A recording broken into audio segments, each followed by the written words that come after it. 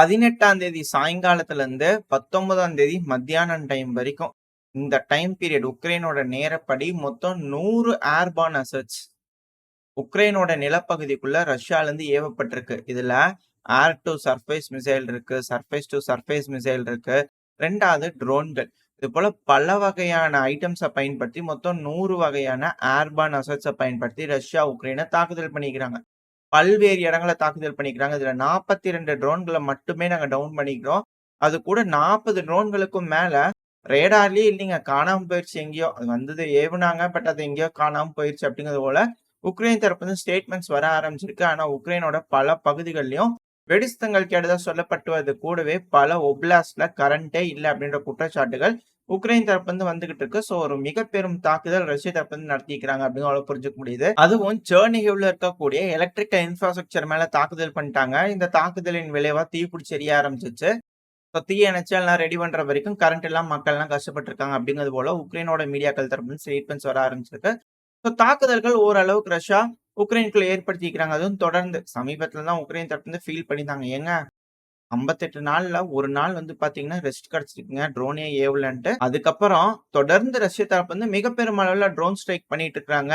Ukraine feel பண்ணாங்க இல்லையா, so இதுக்கு மேல ஃபீல் பண்ணக்கூடாது அப்படிங்கிறதுக்காக ட்ரோன் ஸ்ட்ரைக் பண்ணிட்டு இருக்காங்க அப்படிங்கிறத புரிஞ்சுக்க முடியுது. சோ பெரும் அளவுல ட்ரோன் தாக்குதல்கள், மிசைல் தாக்குதல்கள் ரஷ்ய தரப்பு வந்து உக்ரைனுக்குள்ள நடக்குது. இந்த ஒரு காரணத்தினால ஜெர்மனி உட்பட சில நாடுகள் ஏர் டிஃபென்ஸுக்காக, இந்த ஏர் டிஃபென்ஸ் சப்போர்ட்டுக்காக உக்ரைனுக்காக கையெழுத்திட்டு இருக்காங்க புதுசா ஒரு அக்ரிமெண்ட்ல. இந்த ஒப்பந்தத்தின் மூலமா என்ன செய்ய போறாங்க அப்படின்னா, அதாவது ஜெர்மனி பிரதானமா இருக்க போறாங்க. இவங்களுக்கு உதவியா பெல்ஜியம், நார்வே, டென்மார்க், நெதர்லாந்து இது போல நாடுகள் வந்து பாத்தீங்கன்னா அதுல இணைஞ்சு கையெழுத்திட்டு இருக்காங்க. உக்ரைனோட ஏர் டிஃபென்ஸை ஸ்ட்ரென்தன் பண்றதா சொல்லிக்கிறாங்க. சோ இதுக்கு மேல ஸ்ட்ரென்தன் பண்றதுனால எந்த அளவுக்கு உக்ரைன் வான் பாதுகாப்பு வேலை செய்யுது, இதுக்கு மேல எந்த அளவுக்கு ட்ரோன்களை உக்ரைன் தடுத்து நிறுத்துறாங்க, ட்ரோன்களையும் மிசைல்களையும் அப்படிங்கிறது பொறுத்து வந்து பார்த்தலாம். ஏன்னா தொடர்ந்து ஏர் டிஃபென்ஸ் சிஸ்டம்லாம் கழுகு போல உட்காந்து குறி வச்சு அடிக்கிறாங்க ரஷ்ய தரப்பு அப்படிங்கிறத பல பதிவுகள் நம்ம பார்த்துருப்போம்.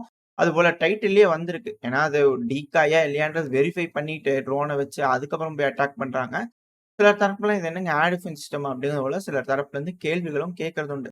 ஸோ இது போல விஷயங்கள்லாம் இருக்கிறதுனால எந்த மாதிரியான ஸ்ட்ரென்த் இதுக்கு மேல உக்ரைனுக்கு கிடைக்க போகுது, ஏர் டிஃபென்ஸ் ஸ்ட்ரென்த் அப்படிங்கிறது போல பார்த்தலாம். அடுத்தது உக்ரைன் நாட்டோல சேரணும், சேருமா சேராதா அப்படிங்கிற விவாதம் இப்ப வரைக்கும் நடந்துகிட்டே இருக்கு. இதுக்கு சில நாடுகள் எதிர்ப்பு தெரிவிப்பாங்க, சில நாடுகள் ஒப்புதல் தெரிவிப்பாங்க இல்லையா. இப்ப பிரான்ஸ் திரும்ப அதை ஆரம்பிச்சிருக்காங்க. ஏங்க நல்ல ஐடியா தானுங்க, உக்ரைனை சேர்த்திக்கலாங்க, நான் வரவேற்பு தெரிவிக்கிறேன் அப்படிங்கிறது போல. இப்போ எலெக்ஷன்லாம் நடந்தது, எல்லாம் முடிஞ்சு இப்போ ஒரு புதுசா ஃபாரின் மினிஸ்டர் தேர்ந்தெடுப்பாங்க இல்லையா பிரான்ஸ்ல. அவரு வந்து பாத்தீங்கன்னா இப்ப இது போல ஸ்டேட்மெண்ட்ஸ் கொடுத்துருக்காங்க. இவரு உக்ரைனுக்கு ஒரு விசிட் விட்டுருக்காரு. இதே நேரத்துல ஹங்கேரி தரப்புல இருந்தும் உக்ரைனுக்கு வந்து பாத்தீங்கன்னா ஒரு விசிட் விட்டுருக்காங்க. சோ இரு நாடுகளோட உறவுகளை வளப்படுத்தலாம் அப்படின்னு சொல்லிக்கிறாங்க. அது கூடவே EU சம்மிட்ல விக்டர் ஆர்பன் அவர்களோட விவாதமும் EUவோட தலைவரா இருக்கிறாங்க இல்லையா வர்சல்லா ஒண்டர்லா அவர்கள், அவங்களோட விவாதமும் மிக பெரும் பேசு பொருளா இருந்தது. வர்சல்லா ஒண்டர்லா அவர்கள் வந்து பாத்தீங்கன்னா சரமாரியா கேள்விகள் விக்டர் ஆர்பன் அவர்களை பார்த்து கேட்டிருப்பாங்க. அதுக்கு விக்டர் ஆர்பன் அவர்கள் பல நாடுகளும் நம்மள மிக பெரும் அளவுல கழிவுகளை ஊத்திட்டு இருக்கிறாங்க, அதை நம்ம டிரான்ஸ்லேட் பண்ணி நம்மளுக்கு புரியும் பாஷையில் நம்ம சொல்லிக்கிறோம். எக்ஸாக்டான வேர்ட்ஸ் அவர் யூஸ் பண்ணல. பட் அவர் என்ன பாயிண்ட் அதில் யூஸ் பண்ணிக்கிறார் அப்படின்னா, ஏங்க அதிகமான ஆயில நீங்க தாங்க ரஷ்யா கிட்ட இருந்து 3ஆம் தர நாடுகள் கிட்ட இருந்து வாங்குறீங்க, இது ஹிப்போக்ரஸின்னு சொல்லி பல நாடுகள் நம்ம கிரிட்டிசைஸ் பண்றாங்க. அப்படிங்கிறதால ஏகப்பட்ட விஷயங்கள் குற்றச்சாட்டுகள் எடுத்து லைன் அடுக்கி இருக்கிறாங்க. வர்சல்லா ஒண்டர்லா அவர்களே, நீங்க எந்த நாடு சேர்ந்தவங்க? ஜெர்மனி.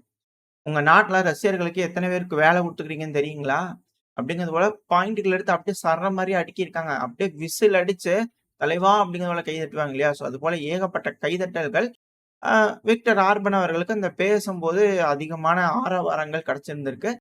இதனால மேற்குலக நாடுகள் ஏதோ ஒரு மனமாற்றம் அடைவாங்க அப்படின்ற கேள்விகள் இருக்கு. ஆனா பிரான்ஸ் தரப்புல இருந்து இப்ப இது போல ஸ்டேட்மெண்ட்ஸ் வந்திருக்கு.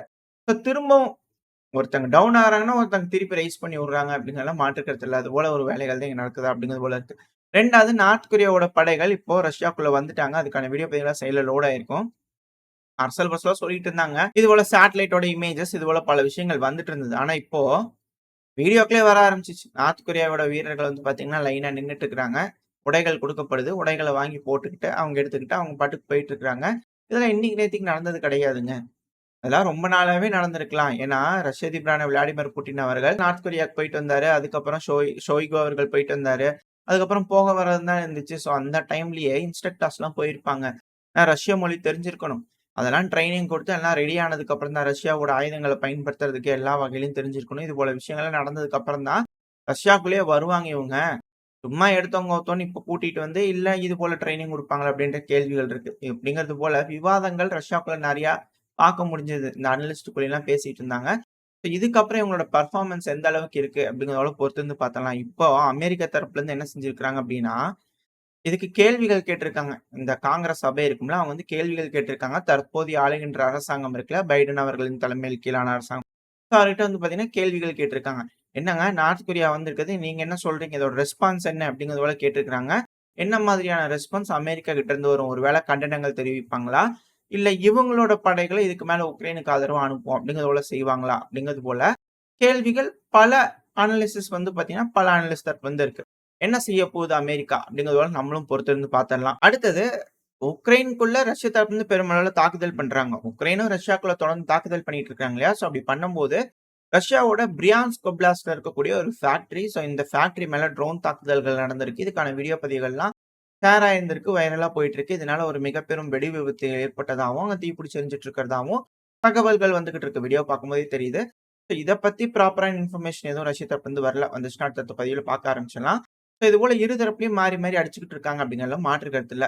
அது பிரச்சனை அப்படிங்கிறது இப்ப ரஷ்யா, உக்ரைனுக்குள்ள மட்டும் தான் இருக்கு. ஆனா ஆல்ரெடி ஸ்பில் ஓவர் ஆயி மிடில் ஈஸ்ட்க்கு போயிருச்சு. இப்ப இந்த மிடில் ஈஸ்ட்லயும் பெருமளவுல பரவ ஆரம்பிச்சுருச்சு. அதுவும் குறிப்பா சொமாலியால. இந்த சொமாலியால வந்து பார்த்தீங்கன்னா, நார்மலா அட்டாக்ஸ் நடந்துகிட்டு தான் இருக்கும். ஆனா இப்போ பெருமளவுல அட்டாக் ஆரம்பிச்சிருக்கு. செய்திகள் அதிக அளவுல வந்துட்டு இருக்கு.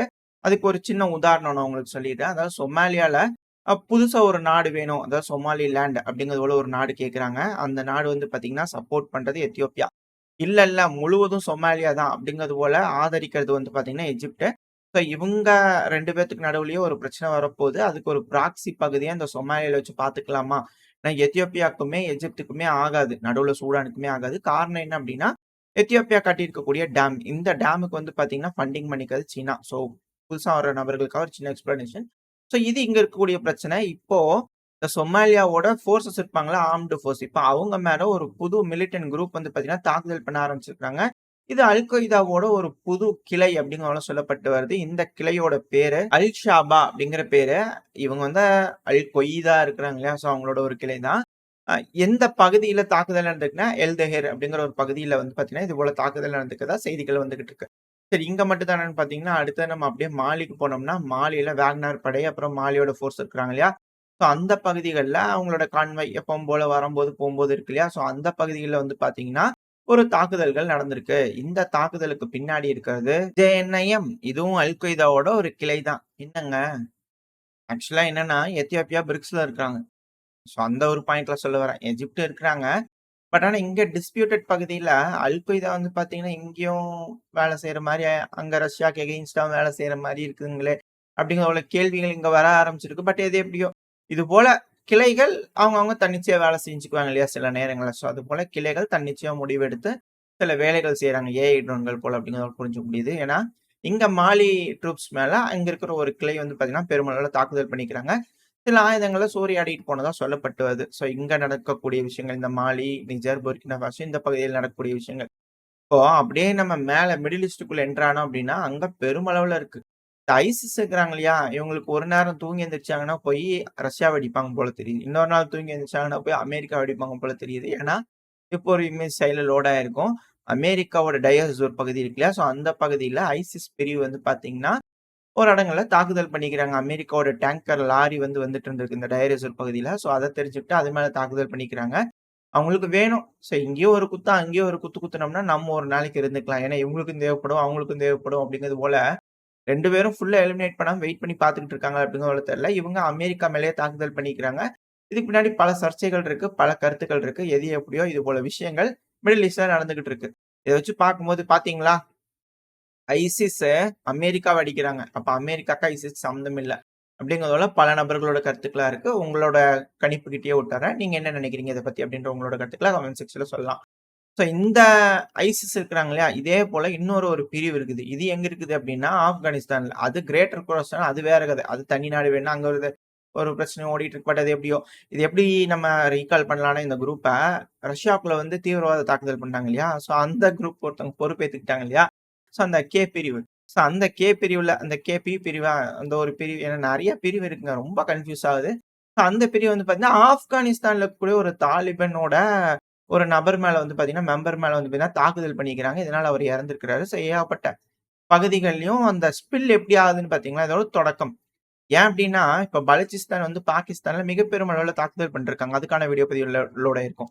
கூடிய விரைவில பாகிஸ்தான்ல ஒரு 2 ஃப்ரண்ட் வார் இருக்க போது. ஒண்ணு பலுச்சிஸ்தான், இன்னொன்னு ஆப்கானிஸ்தான் இருக்க போது அப்படிங்கிறது போல பல அனலிஸ்ட்டுகளோட கருத்துக்களா இருக்கு. என்ன நடக்க போகுது அப்படிங்கிறத பொறுத்து தான் பார்க்கணும். இங்க மட்டும் தானான்னு பார்த்தீங்கன்னா, இல்ல. அப்படியே நம்ம மயன்மார் பக்கத்துல வந்தோம்னா, ரோஹிங்கா இருக்கிறாங்க இல்லையா? அதாவது இத்தன நாளா அரக்கன் ஆர்மி வந்து பார்த்தீங்கன்னா, அந்த பகுதியில மக்களோட ரெசிஸ்டன்ஸ் இருக்காங்க இல்லையா? ஸோ அது ஒரு 3 ரெசிஸ்டன்ஸா உருவாகி, அவங்களுக்குள்ள ஒரு ஒப்பந்தம் வந்து, அவங்க வந்து ராணுவத்த சண்டை பிடிச்சுட்டு இருந்தாங்க மயன்மார்ல. அதுக்கப்புறமா வந்து பார்த்தீங்கன்னா, புதுசா ஒரு அமைப்பு வந்தது. அது இந்த மேல இருப்பாங்க இல்லையா? அ எப்படி சொல்லலாம்? கிழக்கு பகுதியில இருக்கக்கூடிய ஒரு நபர்கள்னால பேக்டு அப்படிங்கிறதோ சொல்லக்கூடிய ஒரு அமைப்பு வந்து பார்த்தீங்கன்னா, ஒண்ணு உருவாச்சு. அதுக்கப்புறம் அவங்க சைனா பக்கத்துல இருக்கக்கூடிய பார்டர் பகுதிய மட்டும் அவங்க கட்டுப்பாட்டுல இருக்கிற மாரியான வேலைகள்ல ஈடுபட்டிருந்தாங்க. இப்போ இந்த மக்களோட ரெசிஸ்டன்ஸ் உருவாச்சு இல்லையா? அவங்களும் சரி, அங்க இருக்கக்கூடிய ராணுவமும் சரி, இவங்க 2 பேரும் நடுவுல ரோஹிங்கான்றவங்க வந்து பார்த்தீங்கன்னா, மாட்டிட்டு முழிச்சுட்டு இருந்தாங்க. ஏன்னா மாறி, மாறி இரு தரப்புலருந்து அவங்கள தாக்குதல் பண்ணுவாங்க. இப்ப அவங்க வந்து அந்த மிலிட்டன்ட்ஸ் ரோஹிங்கால இருக்கிறவங்க மிலிட்டன்ட்ஸா உருவெடுத்து, அவங்க சில பகுதிகள தாக்குதல் பண்ணிக்கிட்டாங்க. அதுவும் குறிப்பா அரக்கன் ஆர்மி இருக்காங்களே, சோ அவங்க மேல தாக்குதல் பண்ணிக்கிறாங்க. அந்த குரூப் மேல. அப்படிங்கிறது போல வீடியோ பதிவுகள்லாம் வந்துகிட்டு இருக்கு. சோ மாறி, மாறி பல நபர்கள் அடிச்சுக்கிறாங்க அப்படிங்கிறத புரிஞ்சுக்க முடியுது. அங்க புது அணிகள் ஃபார்ம் ஆகுறதுக்கு வாய்ப்பு இருக்கு அப்படிங்கிறது போல சில அனலிஸ்ட் தரப்பு வந்து கருத்துக்கள் இருக்கு. நடக்குதா என்ன அப்படிங்கிறத பொறுத்து வந்து பார்ப்போம். சோ ஓரளவுக்கு மிடில் ஈஸ்ட்ல நடக்கக்கூடிய கான்ஃப்ளிக்ட்ஸ்லாம் அப்படியே தூவலா பார்த்திருப்போம்னு நெனைக்கிறேன். நான் ரொம்ப டீப்பா போ வேணாம். ரொம்ப அதிகமான கான்ஃப்ளிக்ட்ஸ் பல இடங்கள்லயும் பரவலா நடந்துகிட்டு இருக்கு. சோ ஓரளவுக்கு நம்ம அதெல்லாம் பார்த்துக்கிட்டு இருக்கோம். அடுத்தது ரொம்ப நாளா நடந்துட்டு இருக்கிற ஒரு விஷயம். அது ரொம்ப சைலன்ட்டா நடந்துகிட்டு இருக்கு. ஆனா அது வயலன்ட்டா இருக்கு அப்படிங்கிறதுல மாற்று கருத்தே இல்ல. எந்த பகுதின்னு கேட்டீங்கன்னா சூடான். நான் சூடான் டச் பண்ணியிருந்தோம். சொல்லாம விட்டோம்னா மாற்று கருத்து ஆயிரும் இல்லையா? இத்தன நாளா ஆர்எஸ்எஃப்போட கை ரொம்ப அதிக அளவுல ஓங்கி இருந்தது. ஆனா இப்ப சமீப காலமா சூடானோட ராணுவ தரப்புல இருந்து அதிக அளவுல வீடியோக்கள் வர ஆரம்பிச்சிருக்கு. பெருமளவுல ஆர்எஸ்எஃப்ப தாக்குறாங்க அப்படிங்கிறது போல. சோ இப்போ திரும்பவும் ஆர்மிக்கு சூடானோட ராணுவத்துக்கு ஒரு மொமெண்டம் கிடைக்குதா அப்படின்ற கேள்விகள் இருக்கு. இந்த பகுதிகள்ல என்ன நடக்குது அப்படிங்கிறத போல பொறுத்து வந்து பார்த்தலாம். சோ இந்த பகுதியிலும் தாக்குதல் நடந்திருக்கு. சைடுல வீடியோ பதிவுகளோட இருக்கும். சோ தொடர்ந்து ரஷ்யா, உக்ரைன் பிரச்சனை நடக்கிறதுனால பல பகுதிகள்லயும், பல பிராந்தியங்கள்லயும் போர் புதுசு புதுசா உருவம் எடுத்துட்டு இருக்கு. அப்படியே ஸ்பில் ஓவர் ஆயிட்டு இருக்கு அப்படிங்கிறதுல மாற்று கருத்து இல்ல. இப்போ அது அப்படியே நார்த் கொரியா, சவுத் கொரியா கிட்ட போயிருமா அப்படின்ற கேள்விகள் இருக்கு. ஏன்னா நான் முன்னாடியே சொன்ன மாரி, நார்த் கொரியாவோட ட்ரூப்ஸ் வந்து பார்த்தீங்கன்னா, இப்ப ரஷ்யாக்கு உதவியா போயிருக்கு. இப்ப அதுக்கு ஒரு அழுத்தம் குடுக்கறதுக்காக சவுத் கொரியா தரப்பு வந்து பெருமளவுல ட்ரை பண்றாங்க. இப்ப கூட வந்து பார்த்தீங்கன்னா, பியாங்யாங்க்கு அதாவது நார்த் கொரியாவோட கேப்பிட்டல் பியாங்யாங். சோ அவங்களுக்கு ஒரு அழுத்தம் குடுக்கறதுக்கு விதமாவா, இல்ல நார்மலா இவங்க பிரிப்பேர் ஆகுறாங்களா அப்படிங்கிறது போல தெரியல. சவுத் கொரியா வந்து பார்த்தீங்கன்னா, அன்மேன்டு ட்ரோன்லாம் இருக்கு இல்லையா? ஒரு 10 அன்மேன்டு ட்ரோன எடுங்கப்பா. ட்ரெய்னிங்க பண்ணி பார்க்கலாம். அப்படிங்கிறது போல அவங்க தரப்புல இருந்து ட்ரெய்னிங் பண்ணிட்டு இருக்காங்க. சமீப காலமாவே சவுத் கொரியாவோட ட்ரோன்கள் நார்த் கொரியா கூட ஒல்லா வந்து வட்டம் அடிச்சுட்டு இருக்கு அப்படிங்கிற குற்றச்சாட்டுகள் நார்த் கொரியாவுக்குள்ள இருக்கு. அது மட்டும் இல்லாம ட்ரோன்கள் சிலது சிக்கியிருக்கு. இது போல பல குற்றச்சாட்டுகள் வந்து பார்த்தீங்கன்னா, நார்த் கொரியா, சவுத் கொரியா மேல வச்சுக்கிட்டு இருக்காங்க. ஒருவேளை அந்த பகுதியில பிரச்சனைகள் வெடிக்க ஆரம்பிச்சுருமா? அப்படின்ற கேள்விகள் இருக்கு. அது மட்டும் இல்லாம அந்த இடத்துல ஜப்பான்றது ஒரு லாஸ்ட் ரெசார்ட் மாரி இப்போதைக்கு இருக்காங்க. ஏன்னா, ஆல்ரெடி சைனா, தைவான் பிரச்சனை இங்க பெருமளவுல இருக்கு. அடுத்தது இங்க சவுத் கொரியா, நார்த் கொரியா எந்த டைம் அப்படிங்கிறது போல 2 பேரும் முறைச்சு பார்த்துக்கிட்டு இருக்காங்க. இப்போ ஜப்பான்ல இருந்து தான் பெருமளவுல உதவிகள் செய்ய முடியும். அடுத்து வந்து பார்த்தீங்கன்னா, பிலிப்பைன்ஸ். இதுல இருந்து உதவிகள் செய்ய முடியும். இந்த நாடுகளுக்கு ஒரு வேளை பிரச்சனை ஆகுது அப்படிங்கும்போது. பட் ஆனா இதுக்கு முன்னாடி நடந்த இந்த கொரியன் போர்ல வந்து பார்த்தீங்கன்னா, ஜப்பான தான் பெருமளவுல பயன்படுத்தி அமெரிக்க படைகள் சவுத் கொரியாவுக்கு வந்து பார்த்தீங்கன்னா, உதவிகள் பண்ணியிருந்தாங்க. நம்ம முன்னாடி வந்து பார்த்தீங்கன்னா, இந்த சேனல்ல இந்த போர்கள பத்தி பேசியிருப்போம். அந்த டைம்ல ஒரு பார்ட்ட மட்டும் போட்டு விட்டுட்டேன்னு நெனைக்கிறேன். மன்னிச்சுக்கோங்க. இதுக்கப்புறம் பண்ணும்போது நான் போட ஆரம்பிக்கிறேன். ஸோ அந்த டைம்ல பார்த்திருந்தீங்கன்னா தெரியும். அந்த பூசன் பெரிமீட்டருக்கு அப்புறமா வந்து பார்த்தீங்கன்னா, பெருமளவுல ஹெல்ப் பண்றதுக்கு அந்த பூசன் பெரிமீட்டருக்கு உள்ள ட்ரூப்ஸ கொண்டு போறதுக்கு ஜப்பான் தான் பெருமளவுல உதவியா இருந்தாங்க. இப்ப அந்த இடத்துல அதிகமான பேஸஸ், அதிகமான விமானங்கள கொண்டு வந்து டிப்ளாய் பண்றதுக்கு இது போல விஷயங்களுக்கு ட்ரை பண்ணிட்டு இருக்காங்க. இப்ப அங்க F-22 ராப்டர் ரக விமானம். அப்படியே விமானி என்ன பண்ணிக்கிறாருன்னா, அப்படியே எடுத்துட்டு பறக்கலாமா அப்படிங்கிற போல டெஸ்ட் பண்ணதுக்காக எடுத்திருக்காங்க. டேக் ஆஃப் பண்ற டைம்ல ஃப்ரண்ட்ல இருக்கு இல்லையா, அந்த வீல் அந்த லேண்டிங் கியர் அந்த கியர் வந்து பார்த்தீங்கன்னா, திடீர்னு டேமேஜ் ஆயி உடைஞ்சிருச்சு. அதனால அப்படியே ஸ்கிட் ஆயிட்டே போயிருந்திருக்கு. இதனால அந்த விமானம் சேதமாயிருச்சு அப்படிங்கூட சொல்லப்பட்டு வருது. ஆனா விமானி வந்து தப்பிச்சுட்டாரு. அதிர்ஷ்டவசமா பொழச்சுட்டாரு அப்படிங்கூட சொல்லப்பட்டு வருது. இது நடந்த இன்சிடென்ட் அக்டோபர் 4 அப்படிங்கூட சொல்லப்பட்டு வருது. பட் ஆனா சில மீடியாக்கள் சமீபத்தில நடந்தது அப்படிங்கூட சொல்றாங்க. பட் ஆனா இது 2வது முறையா நடந்திருக்கு. இந்த அக்டோபர் மாசம் தொடக்கத்தில அப்படிங்கூட புரிஞ்சுக்க முடியுது. மேபி 4ஆம் தேதியிலிருந்து ஒரு 5, 6ஆம் தேதிக்குள்ள நடந்திருக்கலாம். பட் தகவல்கள் இப்ப வர ஆரம்பிச்சிருக்கு. இந்த ஒரு காரணத்தினால விவாதங்கள் போயிட்டு இருக்கு அமெரிக்காக்குள்ளேயே. இந்த லேண்டிங் கியர் ஏன்னா இது போல சாங்ஷன்லாம் போட்டிருக்காங்க இல்லையா?